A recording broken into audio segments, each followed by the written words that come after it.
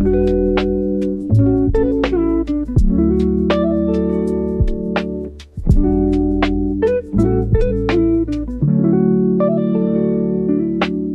everybody. It is my pleasure to introduce our next speaker for the WIELD Trailblazers interview, Dr. Carmella Evans-Molina.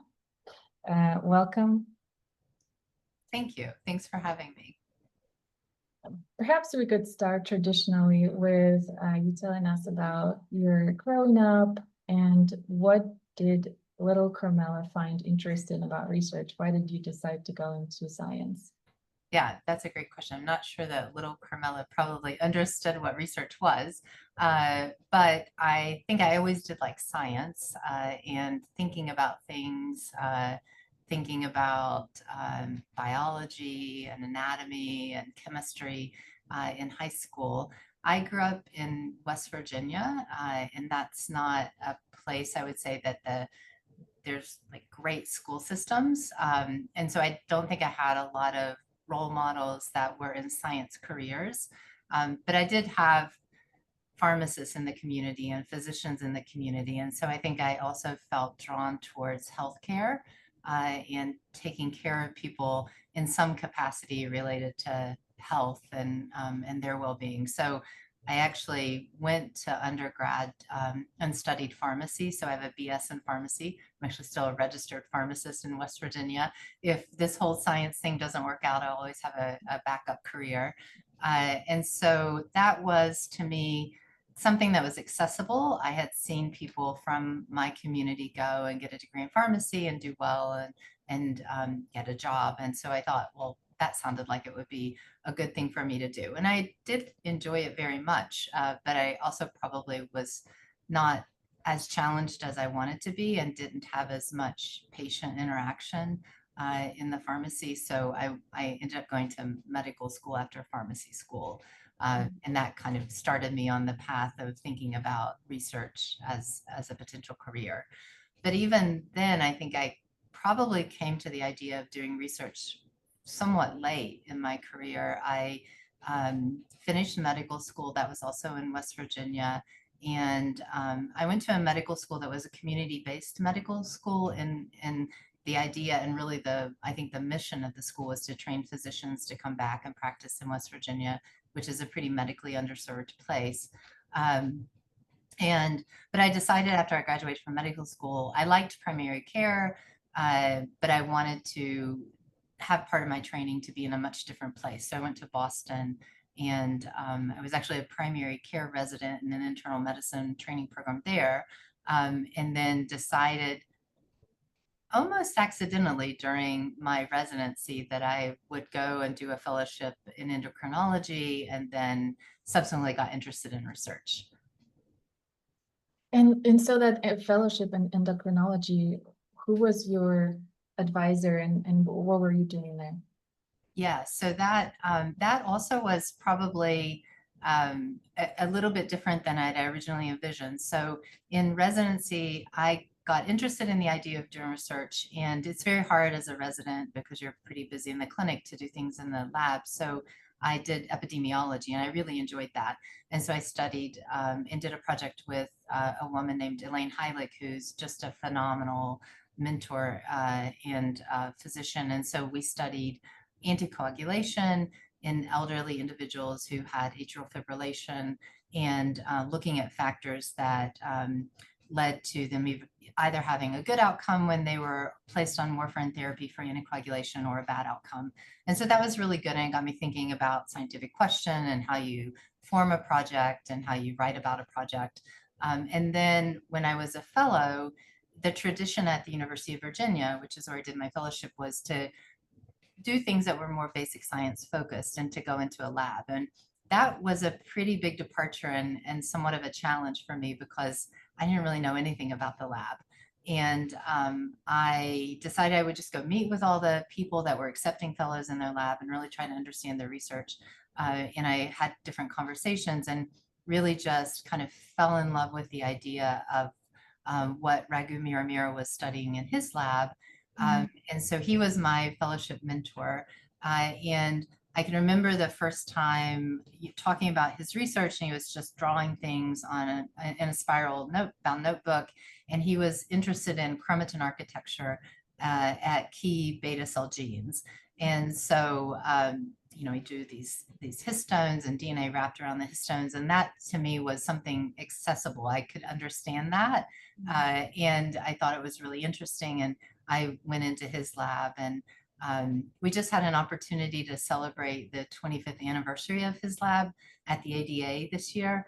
And so that was really nice to reflect on all the things about that environment that let somebody like me, who had virtually no experience in the basic science realm, learn things from the bottom up, and ultimately go on to write grants that were funded. And now I think I there's nothing I love more than cell biology. So it was really, I think, as a result of that incredible training environment that that I now do basic science. Huh. So it is a very unusual path, right? Yeah. Sometimes I hear people are interested in cell biology early in high school, and then they sort of go into, science path. And for you, it was a very different. Yeah, quite a different pathway. But I think I had, so I now train MD PhD students in my lab. And so I've thought about their training path and the training path I had. I think one thing that was really fortuitous, or, very fortunate in the path I had, is that I was in the clinic learning how to be an endocrinologist. And then I was also thinking about things in the lab that could be more closely connected to what I was interested in clinically. And so I think that was really good. And, certainly, a very pivotal moment in my career was when I met Raghu and was introduced and started working in his lab and introduced to basic science. But then as I continued in my career, I've been able to do also more translational and clinical projects. And so I always say that a second really pivotal experience in my training was meeting Linda DiMeglio, who's a clinical trialist here at IU. She invited me to be a part of the type 1 diabetes TrialNet program with her. And that, again, was this, kind of opening up this brand new area for me, and a new thing to learn. And so now I'm really fortunate to be able to combine clinical research with basic science as well. Yeah. Definitely very, very much needed, I feel like, in our field, especially because I'm learning that it's a bit harder in endocrinology to keep fellows interested in doing the research these days. So Yeah, it is a real challenge. And, I was looking at the questions that you provided before, and certainly I think one of the things I would love, to think about legacy, or what is it that you've done for the field. And I think trying, and it is very challenging to keep physician scientists from that attrition, the leaky pipeline, as people think about a career in research and they start doing things to train in research, but then life happens, and challenges happen with jobs, et cetera. And more and more people fall out of the research pipeline. But now I think another worrisome feature that I find is my students who are getting PhDs are, many of them are less interested in doing academic postdocs. So I think that there are lots of challenges that we have as a field, and losing talent is a big one. I've been fortunate to be a part of some training programs where, hopefully you can try to encourage those people that show incredible promise, that are really dedicated to this idea, and help them get through those rough patches, because there are certainly many of them that we have along the way of our careers, for sure. definitely, this actually does weave pretty nicely into our conversation, because when I think about, you said that perhaps your legacy would be, a part of your legacy would be to keep that pipeline, to make it less leaky on both fronts. Yeah. Maybe for the fellows, but also for encouraging PhD students to become postdocs. But I'm sure you've seen a lot of different challenges on the way for these young fellows. What are some advices, or maybe what are some tricks that you use in your career? Yeah, I think there are always a couple of different inflection points for people. As I've seen people that I've been able to mentor who've been in my lab or program. One is that that transition from when you're a fellow and then you need to get that first job, that actual job you've been at training forever, and you'd love to have a real job, as my family would say, are you ever going to get a real job? And so there's that inflection point of, can you get the career development award? Can you protect your time to really think about your science and have time protected from the clinic? So that's one inflection point. And then I think another really important inflection point is how you integrate family into this process. And I think that that has, I have two daughters, they're 19 and 17. And they're 28 months apart.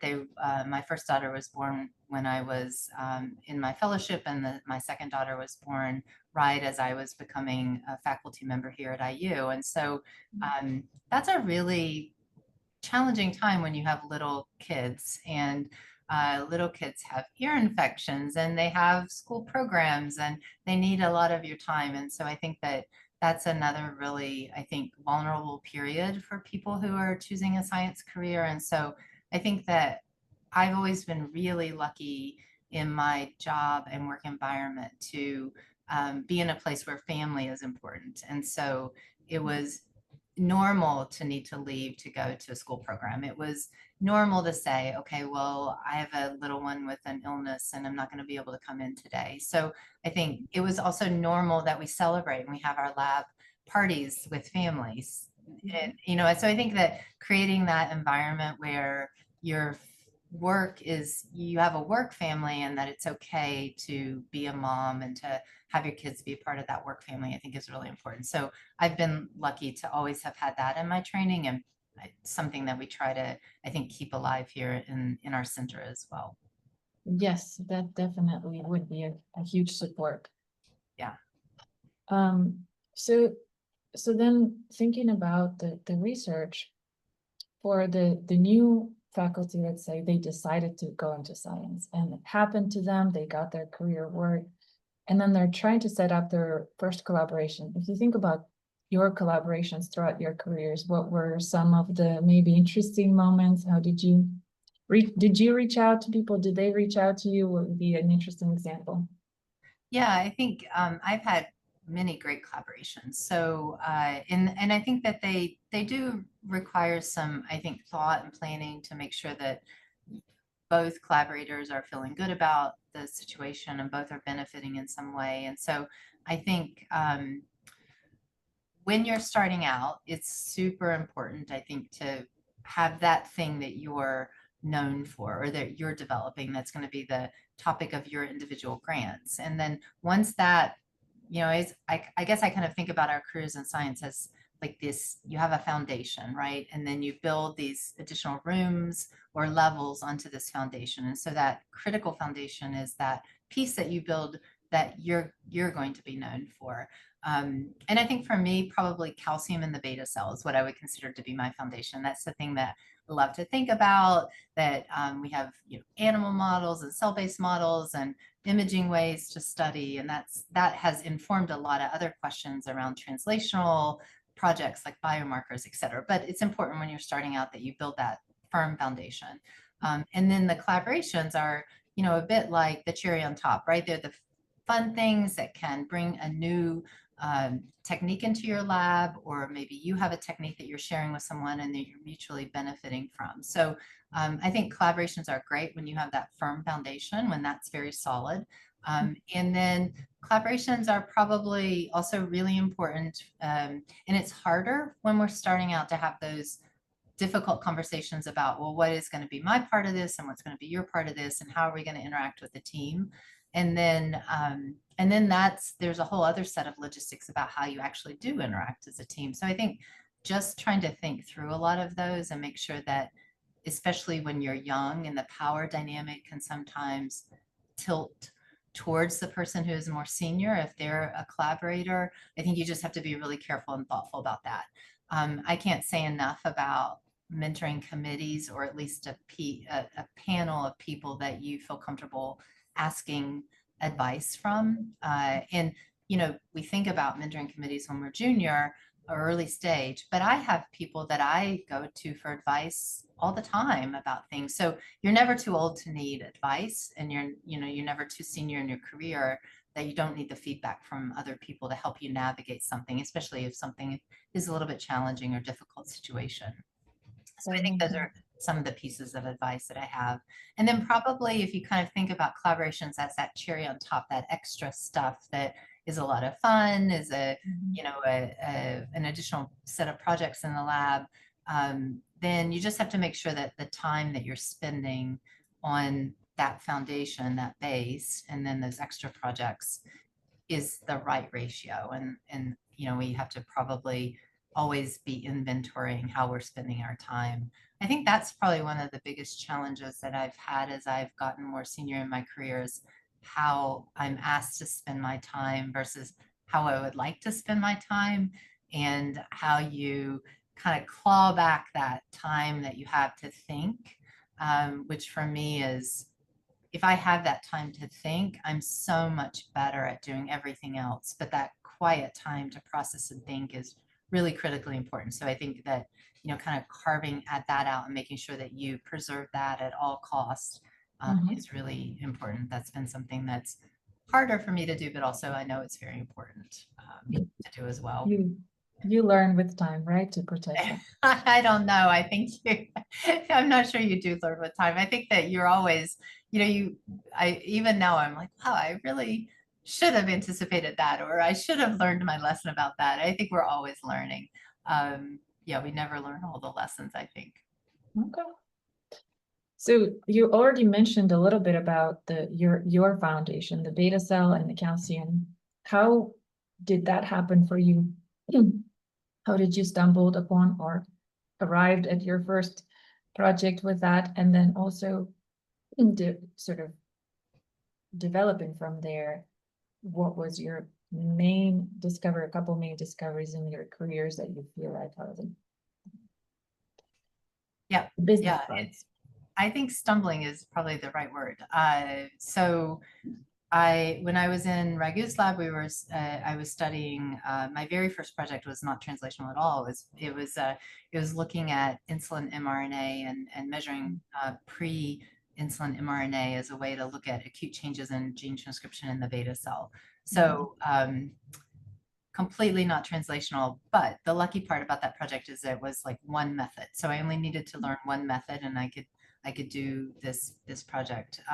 Then the second project was more animal based, looking at chromatin architecture in the beta cell. We're using the DBDB mouse model. We were treating these mice with pioglitazone, and the sort of primary focus was chromatin at key beta cell genes. And just by accident, I had a neighbor, Craig Noonamaker, who did calcium imaging down the hall. And I've been gavaging these mice for gavage treatment, I think, like every day, gavaging these mice, and isolate the islets, would do chromatin immunoprecipitation, and have some left over. And so Craig said, can I take your islets and do some calcium imaging? And I was like, sure, that sounds great. And they had this just really messed up calcium responses, glucose-stimulated calcium responses, which other people had shown in the field, in the DBDB mouse model. But pioglitazone remarkably fixed some of these calcium responses. And it was actually a reviewer of that paper who suggested that we measure circuit expression.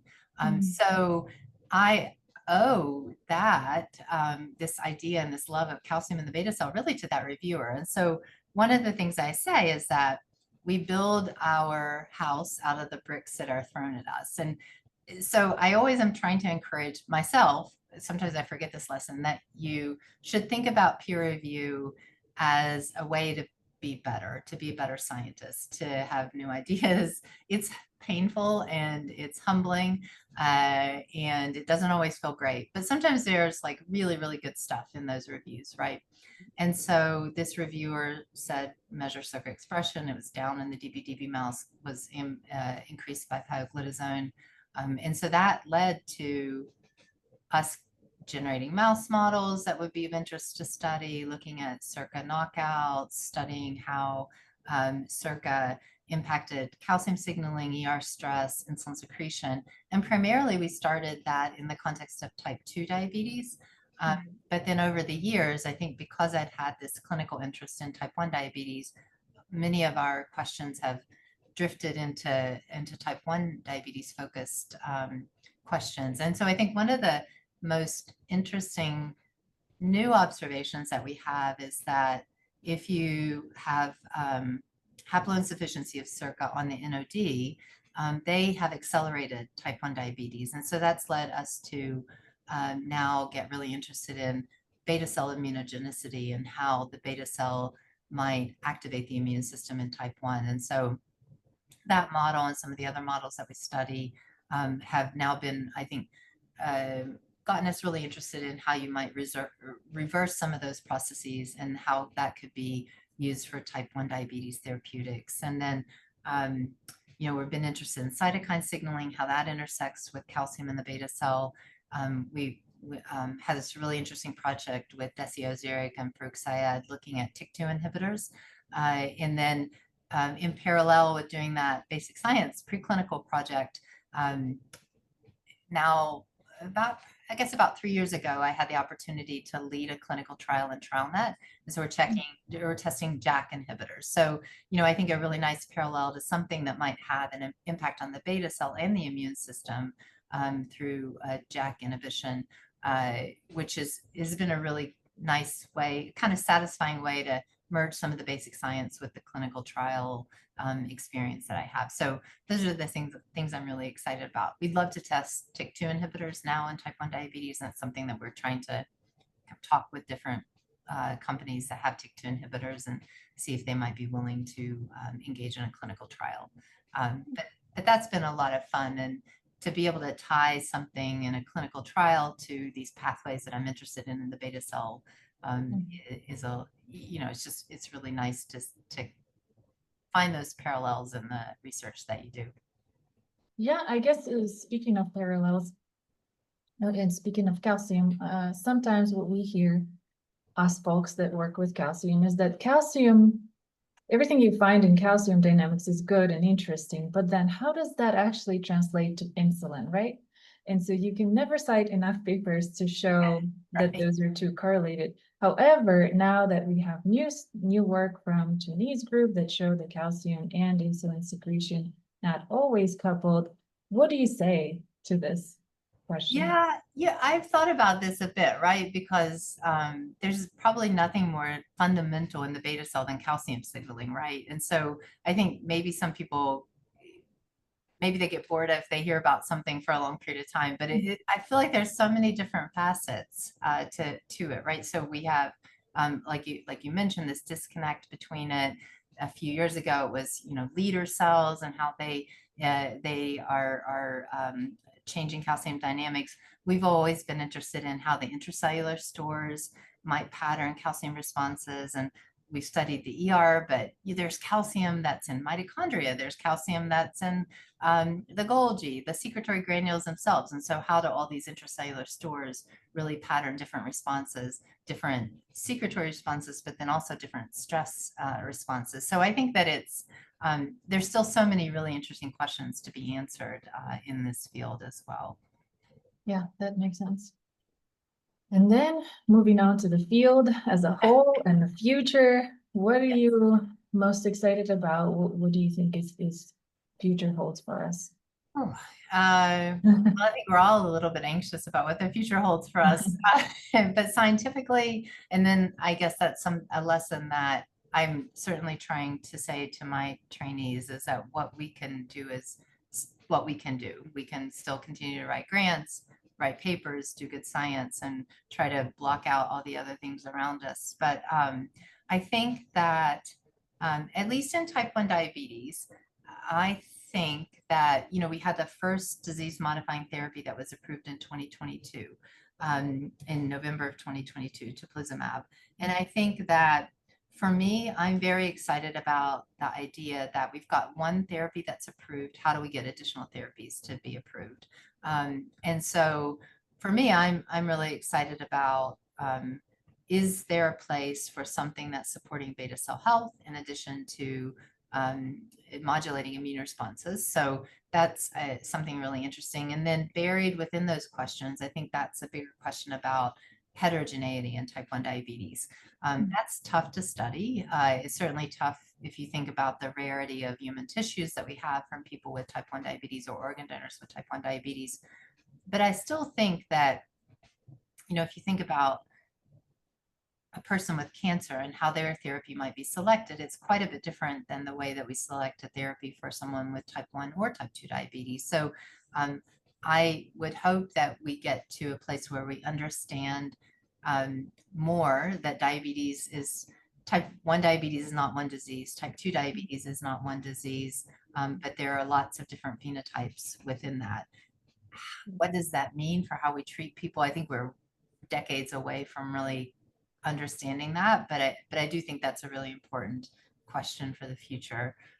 One of the other things that I've been really it's been an honor to be a part of this consortium called Radiant, and so it's rare and atypical forms of diabetes, and so it's focused on trying to understand those people that sit in the middle. They have features of type 1 or features of type 2.